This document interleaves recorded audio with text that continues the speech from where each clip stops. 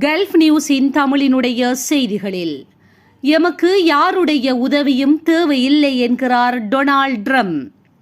ஹார்மோஸ் ஜலசந்தியை ஈரானின் பிடியிலிருந்து மீட்க உதவுமாறு நேட்டோ நட்பு நாடுகளுக்கு ஜனாதிபதி டொனால்ட் ட்ரம்ப் விடுத்த கோரிக்கை நிராகரிக்கப்பட்டதை தொடர்ந்து அவர் தனது நிலைப்பாட்டை அதிரடியாக மாற்றியுள்ளார். யார் உதவி செய்தாலும் இல்லாவிட்டாலும் எமக்கு கவலை இல்லை. அமெரிக்காவே உலகின் வலிமையான நாடு, எமது இராணுவமே மிகச் சிறந்தது என்று அவர் தற்போது முழக்கமிட்டுள்ளார்.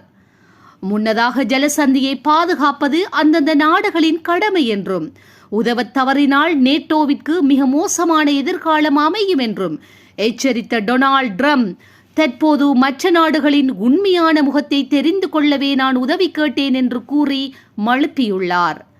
ஜப்பான், ஆஸ்திரேலியா மற்றும் பிரான்ஸ் போன்ற நாடுகள் படைகளை அனுப்ப மறுத்த நிலையில் அமெரிக்கா இந்த விவகாரத்தில் தனித்து விடப்பட்டுள்ளதாக தெரிகின்றது.